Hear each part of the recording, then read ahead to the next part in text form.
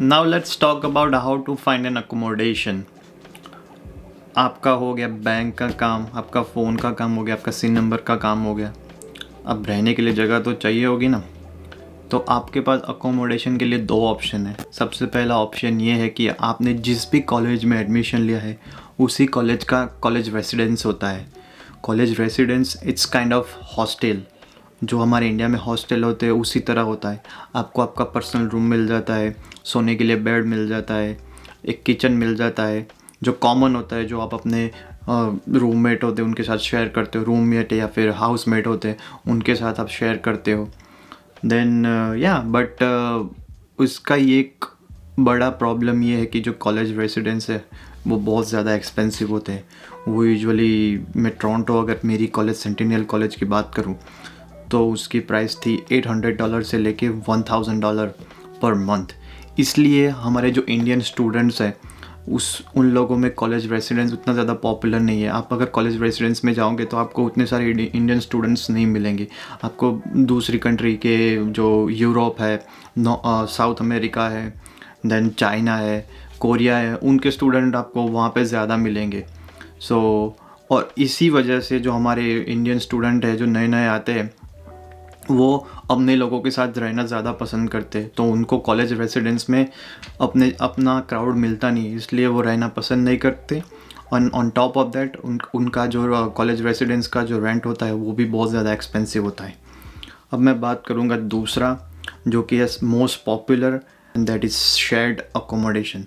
इसमें आप कोई भी हाउस होता है, अपार्टमेंट होता है, या फिर मैं जहाँ पे हूँ अभी बेसमेंट, वो आप अपने दोस्तों और किसी और लोगों के साथ शेयर करते हो। तो ये अकोमोडेशन आप यूजुअली यहाँ के कनाडा की एक कीजीजी ऐप है जो कि क्लासिफाइड है ऐप है। उसमें आप जॉब, अकोमोडेशन, हाउस, रेंट, ये सब आप इजीली फाइंड कर सकते हो। वहाँ पे आप सर्च करके अपना एरिया डालिए जहाँ पे आपको रहना है, तो आपको बहुत सारी ऐड मिल जाएंगी। एंड अनदर ऑप्शन इज़ कि आप फेसबुक का जो मार्केट प्लेस है वहाँ पे आप ढूंढ सकते हो कि लाइक वहाँ पे यूजुअली आपको ऐड ऐसे मिल जाएंगे कि looking for roommate, looking for housemate, shared accommodation. Usually आप ये सब सर्च करोगे तो आपको मिल जाएगा।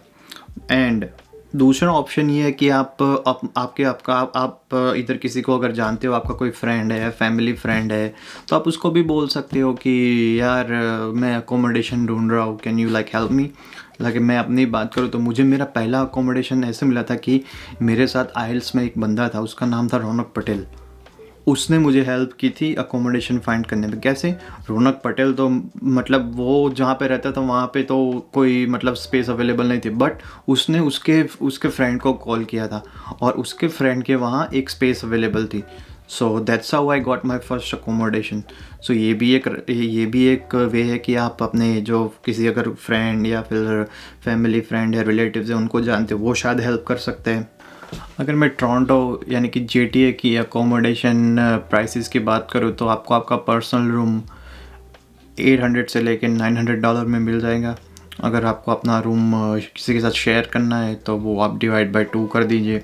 400 से लेके 450, 350 maybe if you are lucky. और जब बात अकोमोडेशन की आती है तो यार डू नॉट ओवर थिंक। आप ज़्यादा सोचिए मत कि यार मुझे तो ये पसंद नहीं है, मैं तो ये नहीं कर सकता। क्योंकि आप जब नई कंट्री में हो, नए लोगों के साथ हो, नए कल्चर में हो, न्यू एटमॉस्फेयर हो, then you don't really have a choice. और ऑन टॉप ऑफ दैट वो आपको आपका अकोमोडेशन अपने बजट में फाइंड करना है। तो सारी चीज़ें तो आपको मिल नहीं सकती।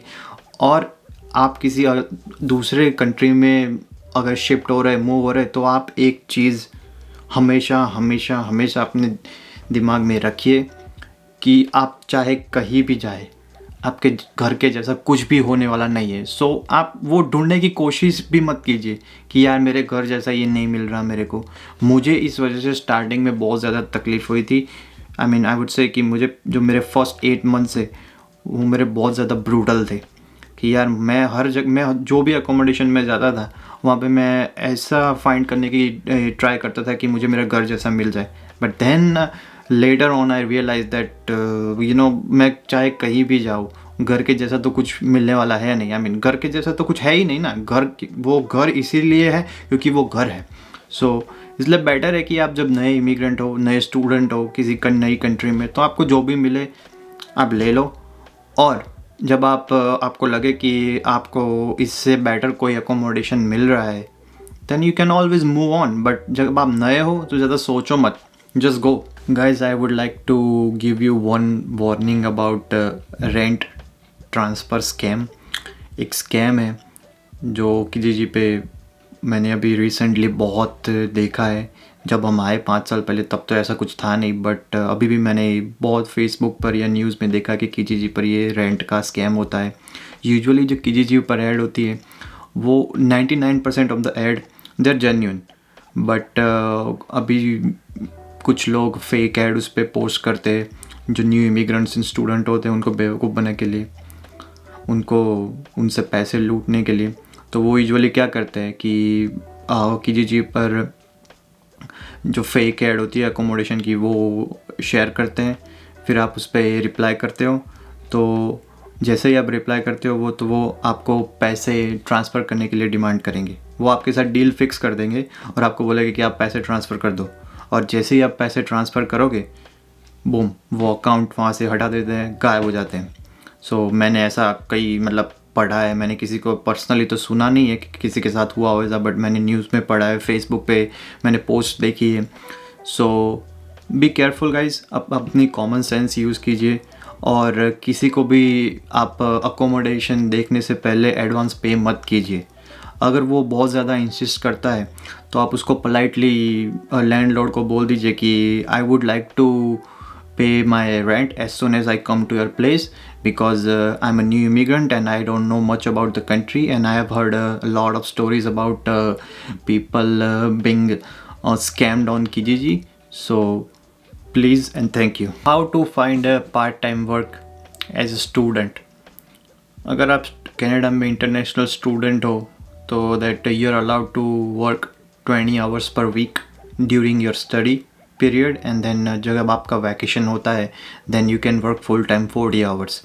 So first thing you wanna do to find a part time work is that कि आप ऑनलाइन गूगल पे सर्च कीजिए कि part time job resume sample Canada.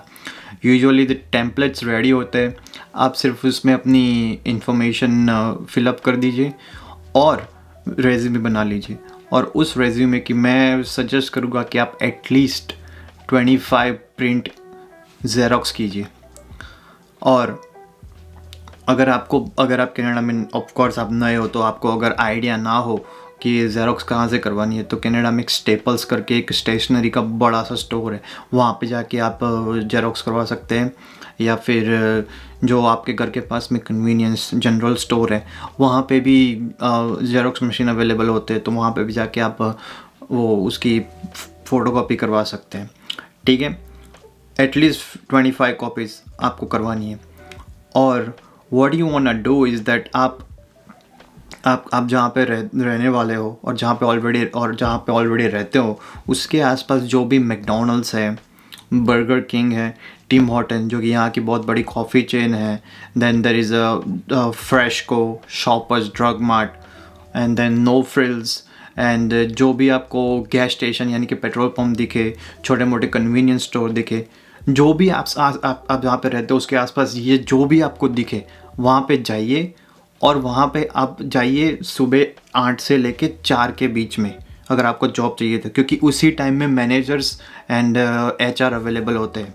सो आपके चांसेस बढ़ जाएंगे जॉब मिलने के।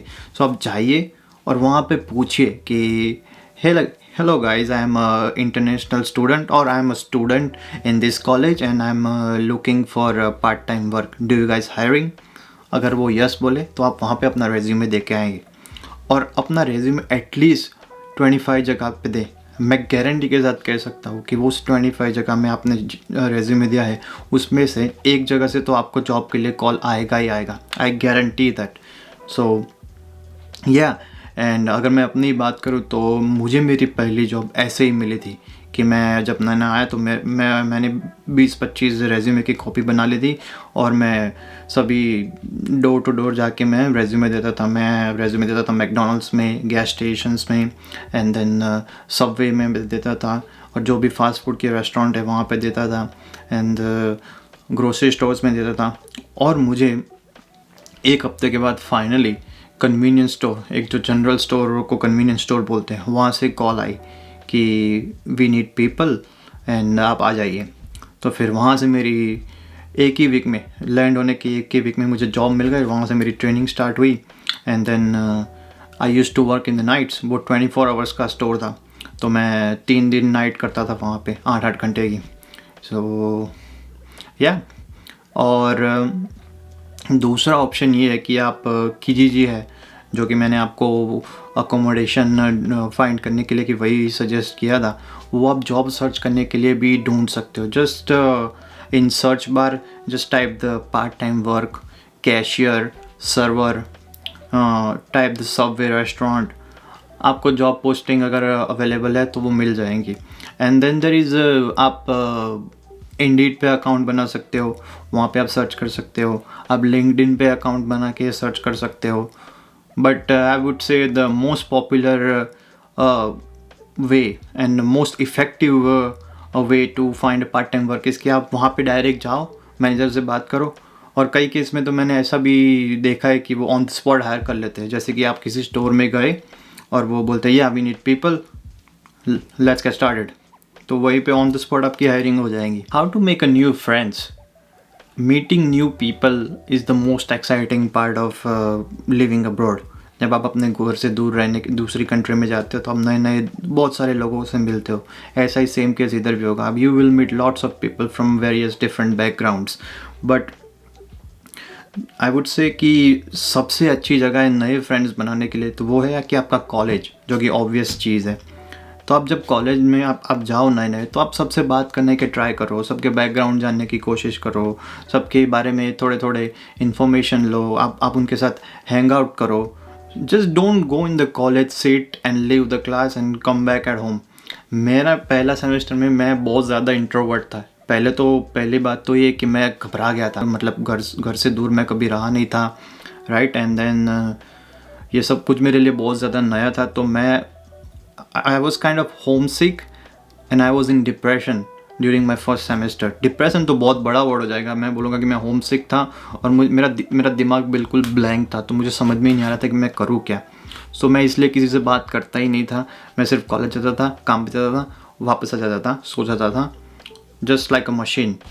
देन फिर सेकंड सेमेस्टर में मैंने धीरे धीरे रियलाइज़ किया कि यार मैं अगर किसी से बात करूँगा नहीं तो यहाँ पे लाइफ बहुत ज़्यादा डिफ़िकल्ट हो जाएगी। तो फिर मैंने नए नए दोस्त बनाने शुरू किए, लोगों से बात करना शुरू किया, लोगों के साथ मैं कॉलेज के बाद भी बैठना शुरू किया कैंपस में। सो इससे मेरे कई सारे दोस्त बन गए और उनमें से कुछ दोस्तों के साथ तो मैं अभी भी टच में हूँ, ठीक है। So that was really helpful. तो मैंने जो मिस्टेक की, आप वो मिस्टेक बिल्कुल मत करना। And second thing you want do is कि आप अगर आप गुरुद्वारा जा रहे हो तो आप गुरुद्वारा जाओ, अगर आप मंदिर जा रहे हो तो आप मंदिर जाओ, अगर आप किसी चर्च जा रहे हो तो जहाँ पे भी आप मानते हो, जिस भी रिलीजन में, तो वहाँ पे आप जाओ और वहाँ पे आप बैठो। तो उससे बेनिफिट आपको ये होगा कि आपको अपनी कम्युनिटी के अपने जैसे लोग बहुत ज़्यादा मिल जाएंगे वहाँ पे। और आप यकीन मानिएगा, जब आप फॉरेन में नए नए होते हो तो आप अपनी कम्युनिटी के लोगों को देखते हो तो बड़ा सुकून मिलता है, ठीक है। वो फीलिंग में अभी आपको मतलब I can not express that feeling. So मैं जब नया था तो then I use to go every Saturday and Sunday. Every Saturday I goes to the temple and Sunday I use to visit gurdwara. तो मैं वहाँ पे बहुत सारे नए नए लोगों से मिला, मैं कई स्टूडेंट्स से मिला, और जो कई लोग यहाँ पे ऑलरेडी बरसों से सेटल हो चुके थे उनसे मैं मिला। और इन चीज़ का एक बहुत बड़ा बेनिफिट एंड एडवांटेज ये है कि अगर आपको किसी भी चीज़ की अगर आपको किसी अकोमोडेशन आपके पास सही नहीं है, अगर आपके पास जॉब सही नहीं है, तो आप इन लोगों से बात कर सकते हो कि यार I am looking for accommodation, I am looking for work, do you have something in your mind. मैं अपनी बात अगर मैं एग्जांपल एक दूँ तो मेरा एक बहुत अच्छा दोस्त है, उसको जॉब ऐसे ही मिली थी, वो मेरे साथ गुरुद्वारा आता था, ठीक है। तो वहाँ पे उसने एक बंदे से बात की, मिला कि यार I am looking for work, do you have something in your mind. तो उसने एक जॉब सजेस्ट की, उसने एक जॉब के लिए रिफ़र किया। So that's how my friend got the first job. Alright guys, thank you so much for watching. I'm wrapping up this video now and अगर आपको कोई भी questions है, डाउट है कनाडा की कॉलेजेस के बारे में, अकोमोडेशन के बारे में, सिम कार्ड्स के बारे में, किसी भी चीज़ के बारे में कोई भी क्वेश्चन या डाउट है, just let me know in the comment box and वो मैं कोशिश करूँगा कि मैं सभी के सभी जो कमेंट्स है उसको मैं आंसर कर पाऊँ. Just let me know, just post your questions. Thank you so much again for your time and stay safe.